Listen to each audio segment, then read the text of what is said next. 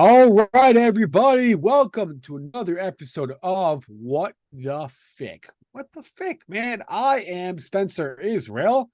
That's Ian Cully, head of fixed income, currencies, and commodities at All Star Charts. Mr. Cully, how are we doing today? Beautiful.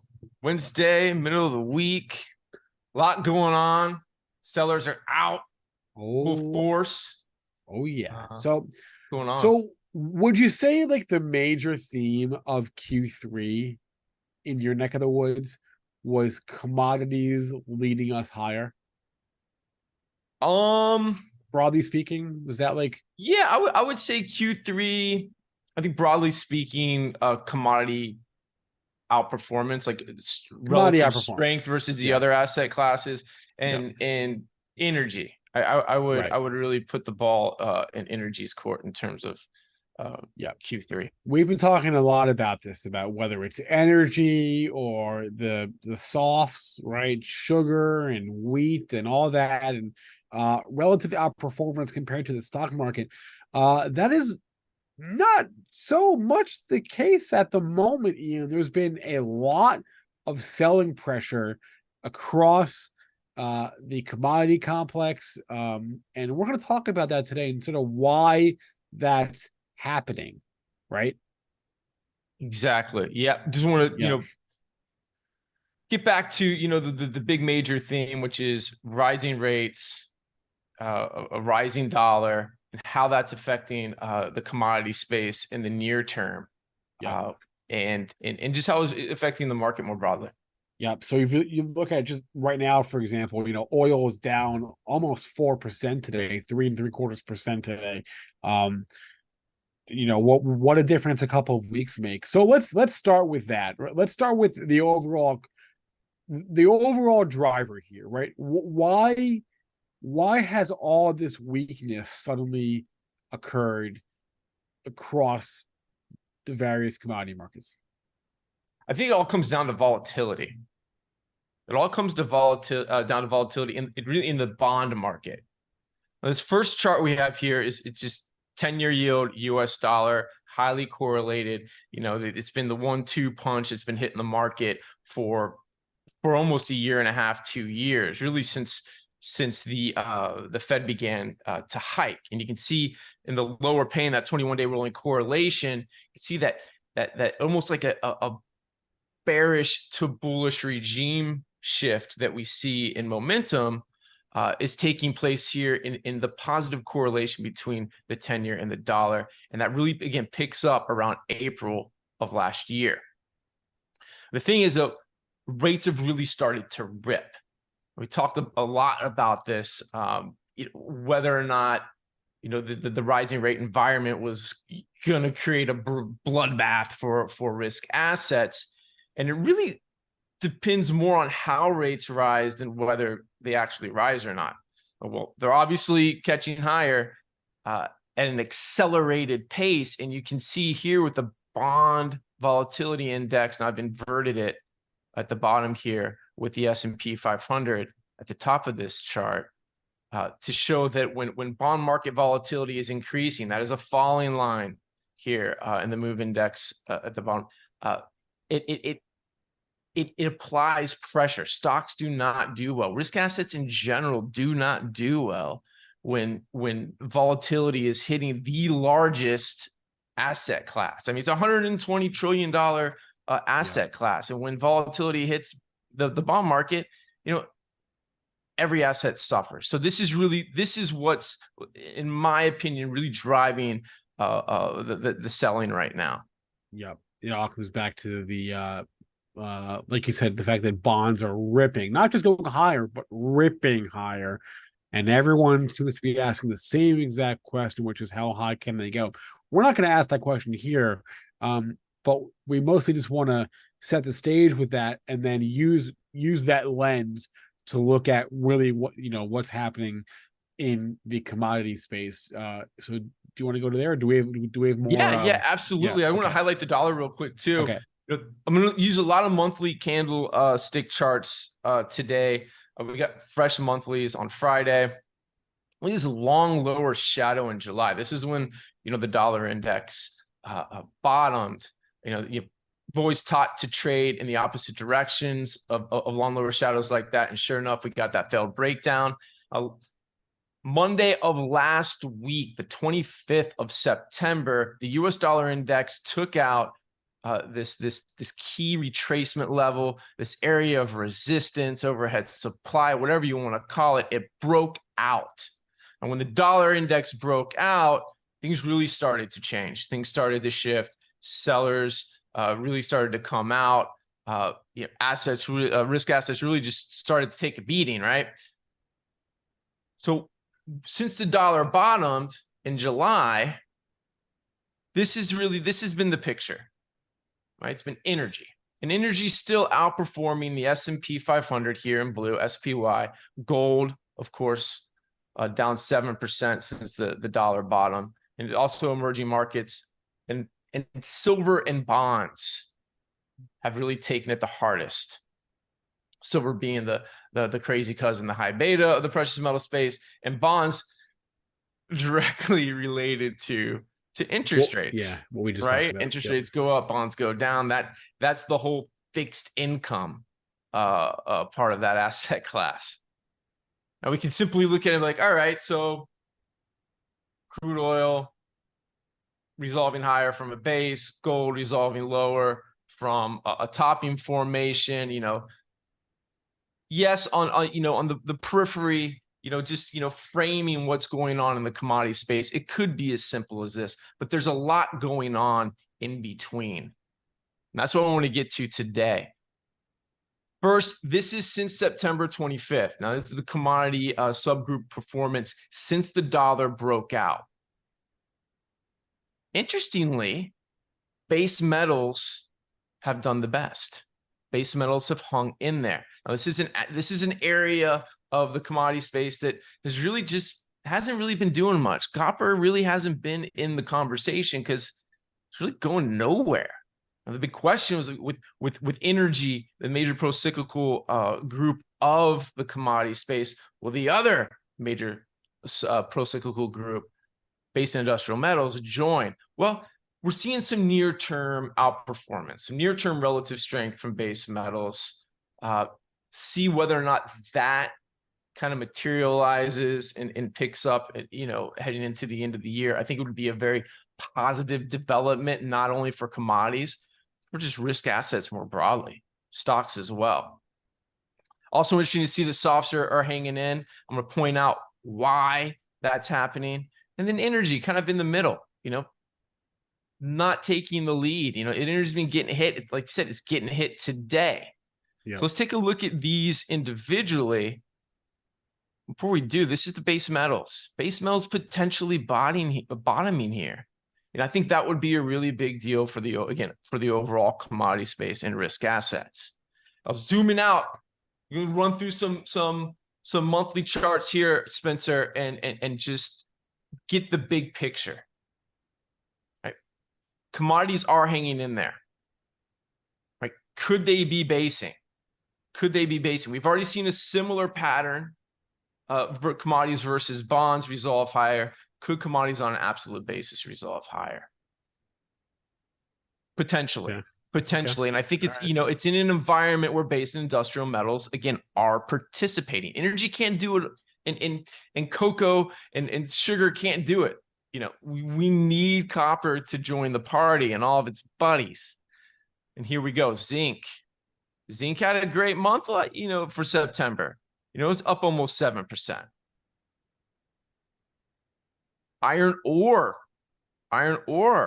up 10.5% last month.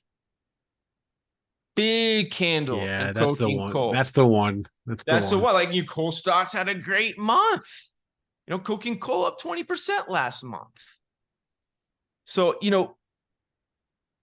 that just seeing this, the near-term strength in these areas, it just adds to my conviction that we are in a commodity super cycle. Really? Still in the early stages. Yes, we're still in the early stages. So this is big picture. Yes, we're under some selling pressure right now. We're under a lot of selling pressure. There aren't a whole lot of areas that you want to go out and start buying in the commodity space. There's more areas that you want to short, in my opinion. But I think this is all right, very though. interesting. All What's that? right. So if you wouldn't want to buy a whole lot of stuff here, like now at these prices, where would you want to buy a lot of things? Well, I would want to buy those areas that are bottoming, that are basing. Let me first show you an area that I don't want to buy. Okay. Let's zoom on down here. Also think it's interesting. New Zealand milk powder, Spencer. Heck of a even is September. what Heck of even a is September. Believe it or not, New Zealand whole milk powder is a great indication of global supply and demand for dairy products. This is all goes to China. Like 95% of this goes to China. So okay. I don't know. Okay. I don't know. Baltic Dry Index catching higher. Great September. I don't know. I thought that thing went down every day. I guess not. Here's an area. Here's an area that I like. Cotton. I've talked a lot about cotton. We've discussed cotton numerous times in the past 6 months. And why I like it is that it's coiling, it's basing, it's contracting. Type of contraction that we saw last year, or excuse me, early 2021, where it ripped higher.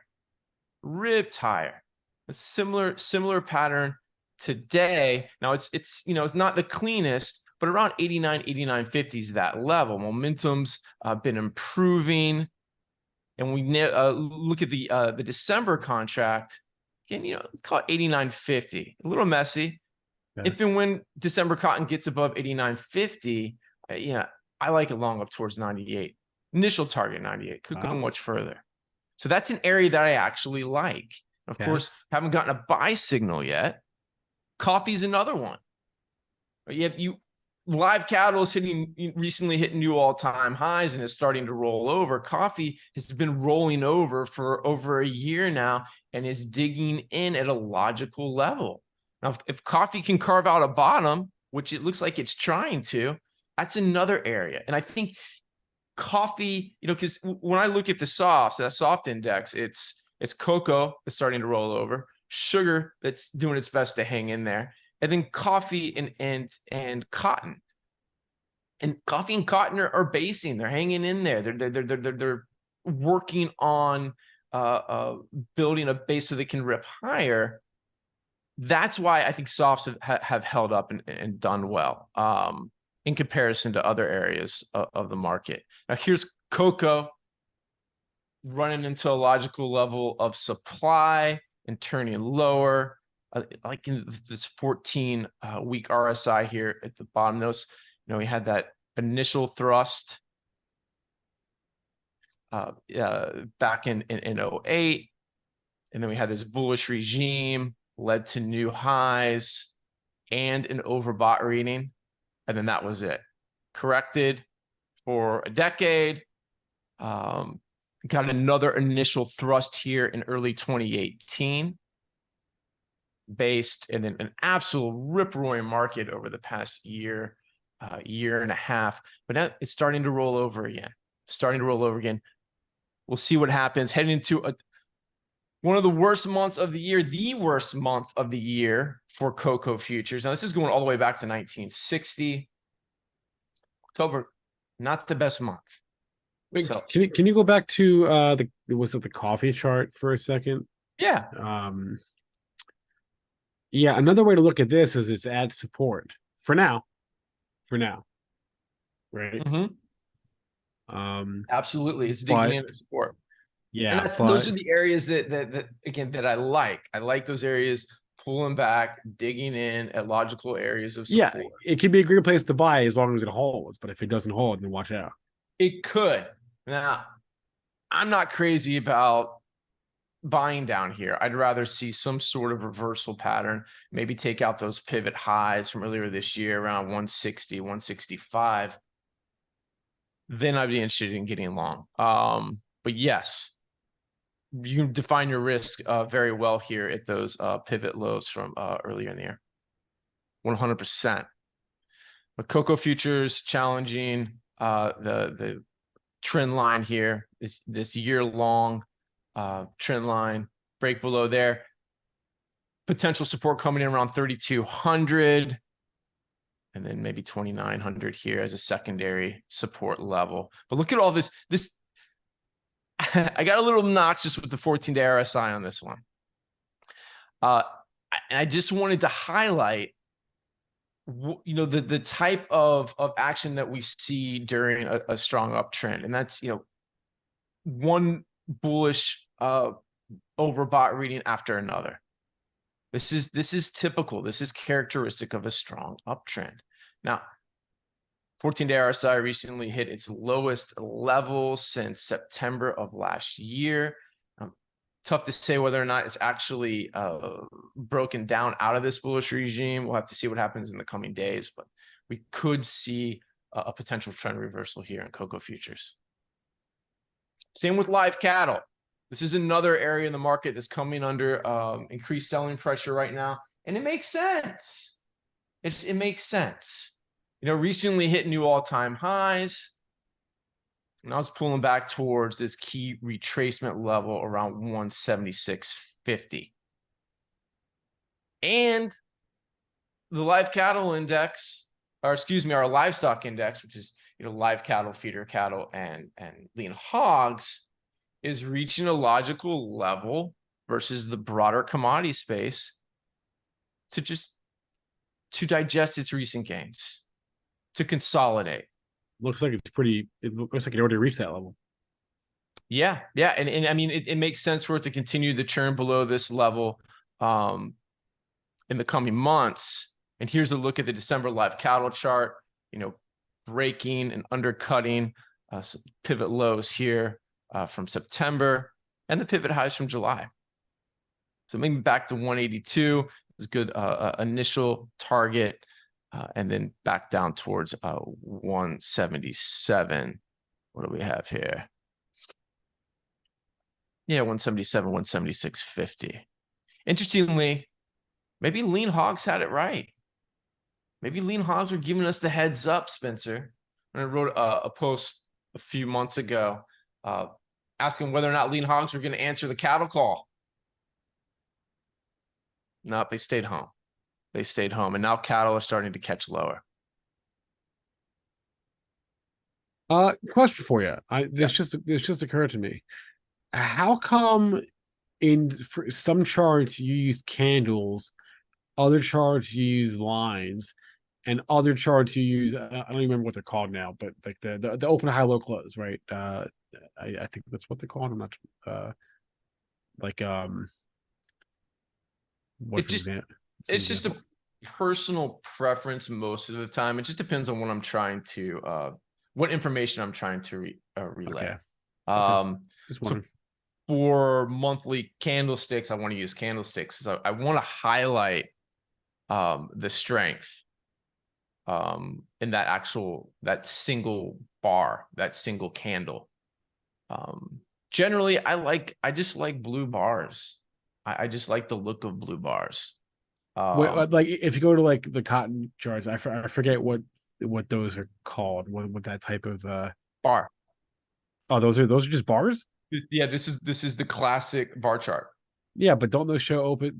Those show the open, and those show the open on the left. All the same information that you get in a candlestick chart, right? Except candlestick charts are just, there's a lot of information that's more easily available. It's quicker to pick up on. Yeah. Whatever. Anyway, line charts obviously for some for relative charts. Yeah. For relative charts and illiquid assets.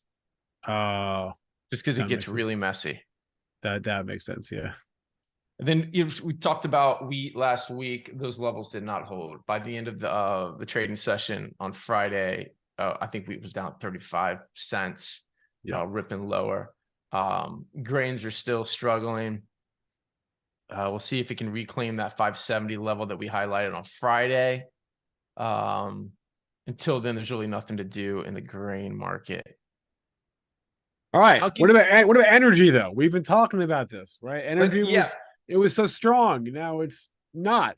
it was so strong. It was so strong. And, I think a lot of it, at least in terms of oil and gas, comes down to the distillates, that the weakness in the distillates, or just lack of strength in the distillates. I'm talking about heating oil and gasoline. Here's the crack spread. Now this is just the margin for the refiners, and this from converting oil to the distillates, and it's it's breaking down. It's breaking down to fresh 52-week lows, and it's undercutting a shelf of former highs back below its 2018 peak. If this was a risk asset, this is a great sell setup. This is a great short. For energy, it's not constructive. If this is if this line is falling, then demand for crude oil is also falling. And here we have, this triple pane chart with crude oil at top, heating oil and gasoline. We can see crude oil obviously breaking higher and resolving higher from its base. Heating oil and gasoline are starting to just haven't been able to really decisively break out. Gasoline looking the weakest. And here we have gasoline chart pulling back towards a shelf of former highs, those 2018 highs. This is it. Gasoline needs to dig in. It needs to dig in not only for gasoline bulls, but energy bulls in general, and for crude oil. Here we have gasoline. It's another big level. Looking at the monthly chart, big level here. You dig in. They need to dig in, Spencer. Yeah. These all look kind of the same to me. They do. It's just zoomed out. Yeah. It's just really zoomed out. This is, looking at the past 5 years, is looking at the past decade plus. Just a big level on multiple time frames. That's the key point here. Big level, multiple time frames. And if gasoline's breaking below 235, then crude oil's still churning below 83 and 93. Crude oil is not going to break out above 93.50. It's not going to run up and hit that $100 roll until if gasoline breaks down. That's not going to happen. And you know what? Van Eck oil refiners ETF crack, oil refining stocks, they're not going to break out either. The crack spread's rolling over. These guys aren't breaking out. These aren't above 36.50 running up towards 50. It's just not going to happen. So these are areas, energy. I'm not bearish energy.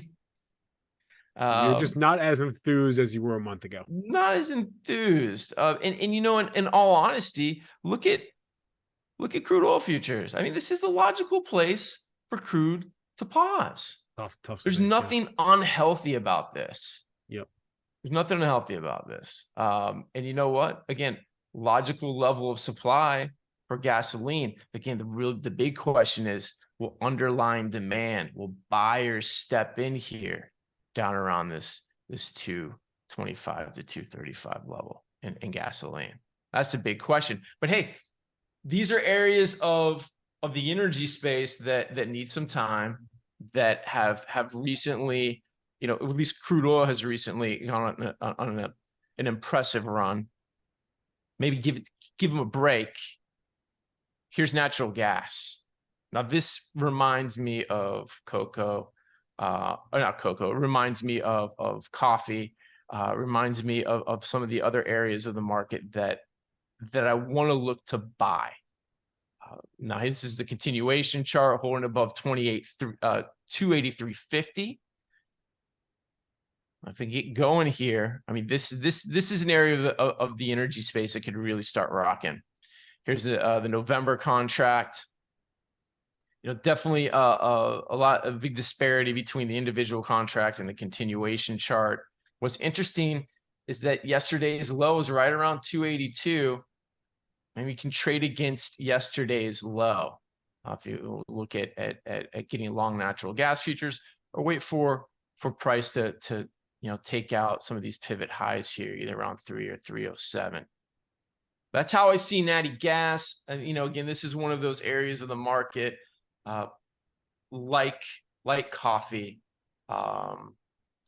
like cotton, that Okay. still they show potential bullish patterns that could resolve higher, that are most likely resolving higher in an environment where the CRB index is heading back up towards 325. All right, coffee, cotton, natural gas. Everything else does not look as good. That's the takeaway from today, right?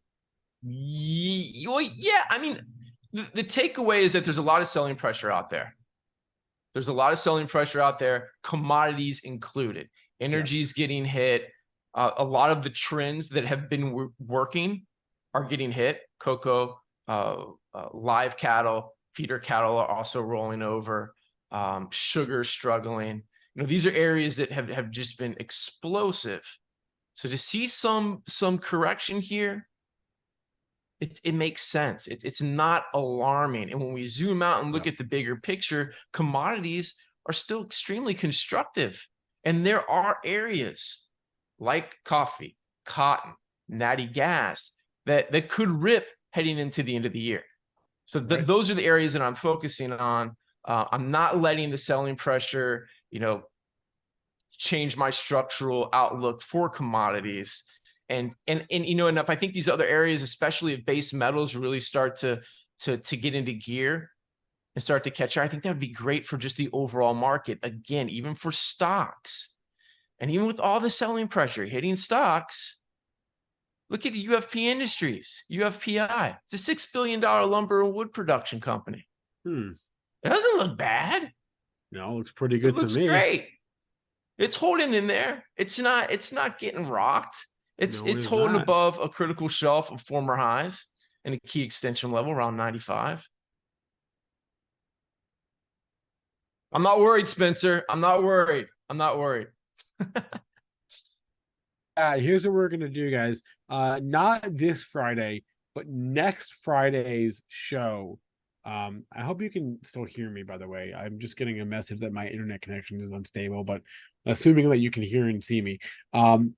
Next Friday, what date is that? That's the 13th, right? Yeah. Oh wow, that's ominous. We're gonna do a mailbag show, a question show. The entire show will be devoted to answering your questions. So if you have a question for us, it could be about anything, anything fixed income, currencies, or commodities, anything intermarket, whatever.